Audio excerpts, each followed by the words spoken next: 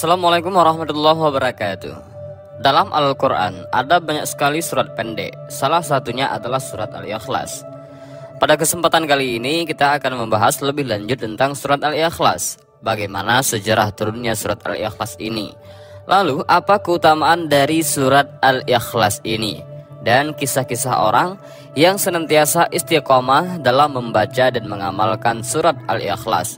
Dan ini merupakan pembahasan yang sangat menarik. Dan tolong simak video ini sampai selesai. Surat Al-Ikhlas merupakan surat ke-112 di dalam Al-Quran, di mana Al-Quran sendiri terdiri dari 114 surah. Surah Al-Ikhlas berada di antara surah ke-111 yaitu surah Al-Lahab dan surah ke-113 yaitu surah Al-Falaq. Surat Al-Ikhlas ini berisi tentang zat Allah yang satu, esa atau tunggal.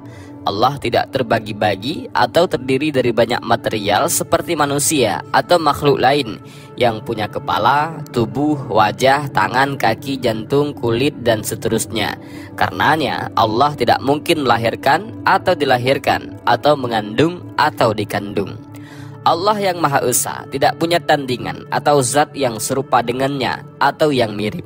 Karenanya Allah tidak dapat dibayangkan, dikhayalkan, dilihat mata di dunia atau digambarkan. Konsekuensinya, jika ada yang mengaku melihat atau menggambar wujud Allah di dunia ini, itu sudah pasti bukan Allah. Lalu bagaimanakah surat Al-Ikhlas? Surat Al-Ikhlas terdiri dari 4 ayat dan berikut bacaannya. Bismillahirrahmanirrahim. Qul huwallahu ahad, Allahus samad, lam yalid walam yulad walam yakul lahu kufuwan ahad. Yang artinya, katakanlah Muhammad, dialah Allah yang Maha Esa, Allah tempat meminta segala sesuatu. Allah tidak beranak dan tidak pula diperanakkan, dan tidak ada sesuatu yang setara dengan Dia. Surat Al-Ikhlas mempunyai makna tentang keesaan Allah. Lalu apa sebab turunnya surat Al-Ikhlas ini? Sahabat Al-Fakir Fiddin yang Allah muliakan, baik, sekarang kita bahas sebab turunnya surat Al-Ikhlas ini. Jadi terdapat beberapa riwayat yang menerangkan asbabun nuzul turunnya surat Al-Ikhlas. Nah, yang pertama, Syekh Muhammad bin Abu Bakar Ushfuri di dalam kitabnya Al-Mawaiz Al-Ushfuriyah itu menuliskan bahwa asbabun nuzul surah Al-Ikhlas ini dikisahkan oleh Ubay bin Ka'ab bahwa suatu ketika orang-orang kafir Mekah seperti Amir bin Tufail, Zaid bin Qais dan lainnya berkumpul serta berkata, "Hai Muhammad, beritahu kami sifat Tuhanmu. Apakah berasal dari emas, perak, besi atau tembaga? Karena Tuhan-Tuhan kami adalah berasal dari benda-benda itu." Di saat mendengar pernyataan ataupun pertanyaan dari orang-orang kafir itu, Rasulullah berkata, "Aku adalah utusan Allah. Sesungguhnya Allah tidak menyamai sesuatu. Aku tidak mengatakan kalau Allah itu adalah sesuatu." Maka setelah itu Allah Subhanahu wa taala menurunkan surah Al-Ikhlas kepada Rasulullah. Dan cerita asbabun nuzul yang kedua adalah ada salah seorang kafir Mekah yang bernama Surakah bin Malik. Ini diperintahkan membawa kepala Rasulullah dengan imbalan 100 unta merah dan hitam biji matanya. Laki-laki tersebut kemudian menaiki kuda mengejar Rasulullah. Akan tetapi Surakah bin Malik terperosok ke dalam tanah sebanyak 2 kali ketika akan menyerang Rasulullah. Selama 2 kali pula lelaki tersebut meminta ampun kepada Nabi Muhammad sehingga terselamatkan dari dalam tanah. Surakah bin Malik kemudian bertanya kepada Rasulullah, "Wahai Rasulullah, beritahulah aku, siapakah Tuhanmu yang memiliki kekuasaan semacam ini? Apakah terbuat dari emas atau perak?" Rasulullah menundukkan kepala dan diam sebentar. Bersamaan dengan hal tersebut, Jibril turun kepada Rasulullah membawa wahyu berupa surat Al-Ikhlas untuk menjawab pertanyaan Surakah bin Malik. Kemudian cerita yang ketiga tentang asbabun nuzul surat Al-Ikhlas ini.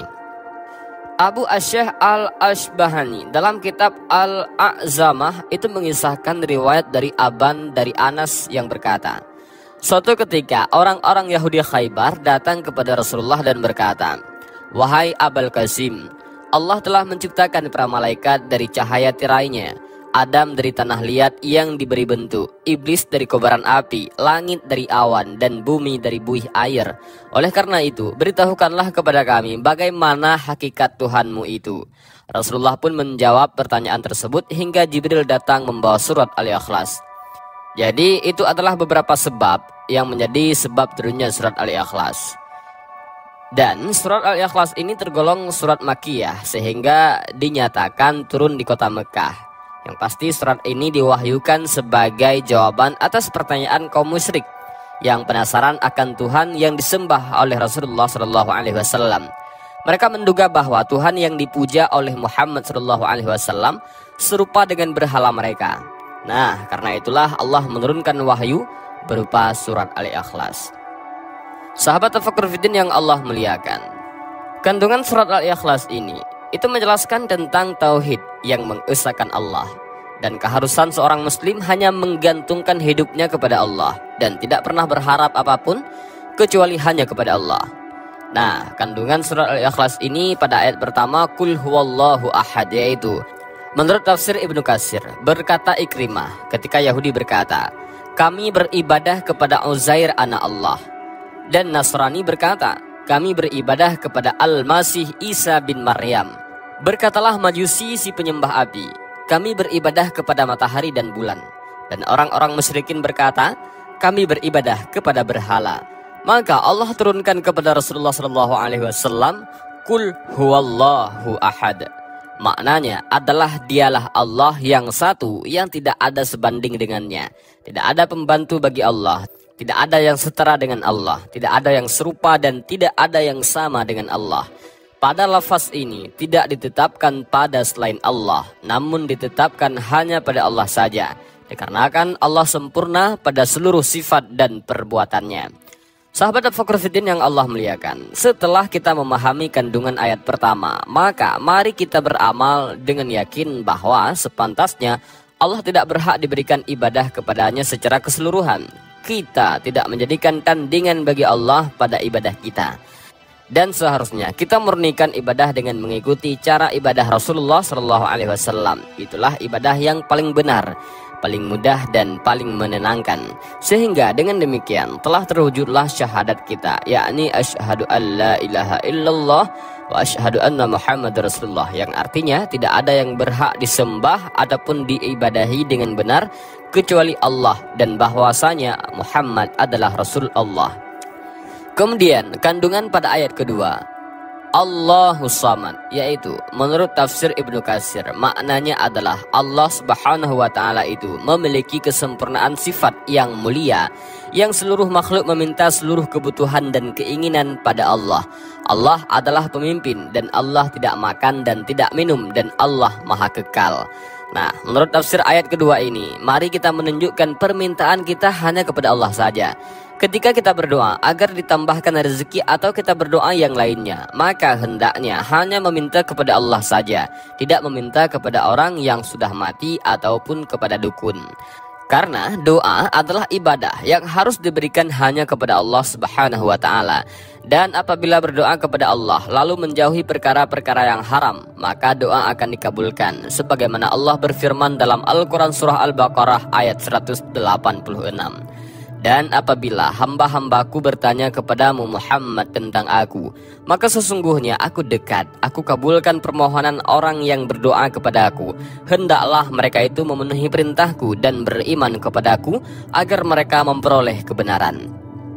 Selanjutnya pada ayat ketiga, lam yalid walam yulad, yaitu menurut tafsir Ibnu Katsir maknanya adalah Allah tidak butuh anak, tidak butuh orang tua atau istri, disebabkan sempurnanya kekayaan Allah Subhanahu wa taala, dan dikarenakan tidaklah sesuatu yang dilahirkan melainkan akan mati, dan tidaklah sesuatu yang mati melainkan diwarisi dari orang lain, sebagaimana hadis riwayat Tirmizi. Allah tidak beranak dan tidak diperanakkan, dikarenakan tidaklah sesuatu yang mati melainkan akan diwarisi orang lain. Dan Rabb kita tidak mati dan tidak akan mewariskan. Tidak ada yang setara, sama dan sebanding bagi Allah. Dan sesungguhnya pujian Allah tidak akan musnah dan tidak akan diwarisi. Lalu kandungan pada ayat keempat, kufuwan ahad, yaitu maknanya adalah tidak ada yang serupa dan setara dengan Allah. Tidak ada sesuatu apapun yang sama dengan Allah, tidak sama pada nama-nama Allah, tidak pula pada sifat-sifatnya, dan tidak pula sama dengan perbuatan-perbuatan Allah. Dan Maha Suci Allah, sehingga pantaslah Allah tiadakan ataupun menolak adanya bapak atau anak atau yang semisal dengan Allah. Sahabat Tafakkur Fiddin yang Allah muliakan, dan berikut adalah beberapa keutamaan dari surat Al-Ikhlas. Yang pertama, surat Al-Ikhlas sebanding dengan sepertiga Al-Quran. Maksud dari surat Al-Ikhlas sepertiga Al-Quran bukanlah kita mencukupkan baca surat Al-Ikhlas 3 kali, kemudian tidak membaca surat-surat yang lain yang ada di dalam Al-Quran. Namun maksud sebanding sepertiga Al-Quran adalah di dalam Al-Quran itu disebutkan 3 hal. Pertama, kisah-kisah. Kedua, hukum-hukum. Ketiga, sifat-sifat Allah. Nah, pada surat Al-Ikhlas ini hanya disebutkan sifat-sifat Allah saja, sehingga sebanding dengan sepertiga Al-Quran. Dan juga dikatakan maknanya, pahala yang membacanya dilipat gandakan sebesar pahala orang yang membaca sepertiga Al-Quran. Kemudian keutamaan surat Al-Ikhlas yang kedua yaitu siapa yang membacanya maka baginya surga. Di dalam hadis dari Abu Hurairah berkata, aku bersumpah Rasulullah SAW bertemu seseorang yang sedang membaca Al-Ikhlas. Maka Rasulullah SAW bersabda, telah ditetapkan bagimu. Maka laki-laki itu bertanya, apa yang telah ditetapkan bagiku wahai Rasul? Maka Rasulullah SAW bersabda, jannah, surga. Lalu keutamaan surat Al-Ikhlas yang ketiga adalah siapa yang berdoa didahului dengan penyebutan sifat Allah yang ada dalam surat ini, maka Allah kabulkan doanya. Di dalam hadis diriwayatkan oleh Ibnu Majah dan dari Abdullah bin Buraidah al-Aslami dari bapaknya. Nabi Shallallahu Alaihi Wasallam mendengar seorang berdoa yang diucapkan adalah, ya Allah, sesungguhnya aku meminta kepadamu dengan aku bersaksi bahwasanya Kau adalah Allah, tidak ada ilah yang berhak diibadahi dengan benar melainkan Kau, zat yang satu, zat yang semua makhluk meminta kepadamu, zat yang tidak beranak dan tidak diperanakkan dan tidak ada yang setara dengannya.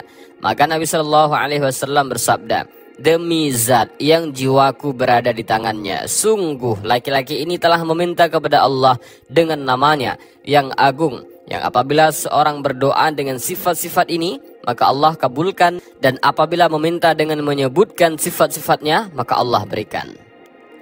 Surat Al-Ikhlas ini dibaca oleh Rasulullah SAW di salat sunnah sebelum subuh di rakaat kedua, pada salat sunnah sebelum maghrib di rakaat kedua, salat setelah tawaf di rakaat kedua. Rasulullah SAW juga membacanya ketika witir.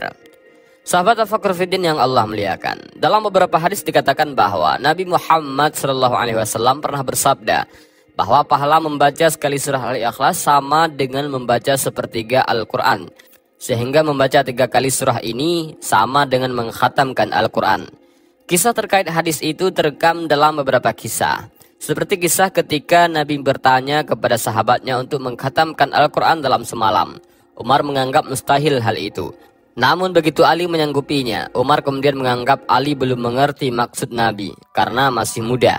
Ali kemudian membaca surah Al-Ikhlas sebanyak 3 kali dan Nabi Muhammad SAW membetulkan itu. Dalam hadis-hadis terkait hal ini, keutamaan surah Al-Ikhlas sangat memiliki peran dalam Al-Quran, sehingga sekali membacanya sama dengan membaca sepertiga Al-Quran. Dari riwayat Anas bin Malik juga merekam kisah berkaitan surah Al-Ikhlas, yaitu di mana 70.000 malaikat diutus kepada seorang sahabat di Madinah yang meninggal hingga meredupkan cahaya matahari. 70.000 malaikat itu diutus hanya karena ia sering membaca surah ini. Dan karena banyaknya malaikat yang diutus, Anas bin Malik yang saat itu bersama Nabi di Tabuk merasakan cahaya matahari redup, tidak seperti biasanya, di mana kemudian malaikat Jibril datang dan memberitahukan kejadian yang sedang terjadi di Madinah. Nah, dalam riwayat Ibnu Abbas disebutkan Nabi Muhammad ketika melakukan Isra Mi'raj ke langit, beliau melihat di atas arasy ada 360.000 sendi, di mana jarak antar sendi 300.000 tahun perjalanan. Pada setiap sendi terdapat padang sahara sebanyak 12.000 dan luas tiap satu padang sahara itu adalah dari timur ke barat. Pada setiap padang sahara itu juga terdapat 80.000 malaikat, di mana setiap malaikat membaca surah Al-Ikhlas. Dan setelah membaca itu mereka berdoa agar pahala mereka diberikan kepada orang-orang yang membaca surat Al-Ikhlas, laki-laki maupun perempuan. Selain itu, Nabi Muhammad juga pernah berkata bahwa Qul huwallahu ahad ayat pertama tertulis pada sayap Jibril. Allahu Samad ayat kedua tertulis pada sayap Mikail. Lam yalid walam yulad ayat ketiga itu tertulis pada sayap Israel. Dan walam yakullahu kufuwan ahad ayat keempat itu tertulis pada sayap Israfil. Dan yang membaca surah Al-Ikhlas memperoleh pahala membaca Taurat, Injil, Zabur, dan Al-Quran.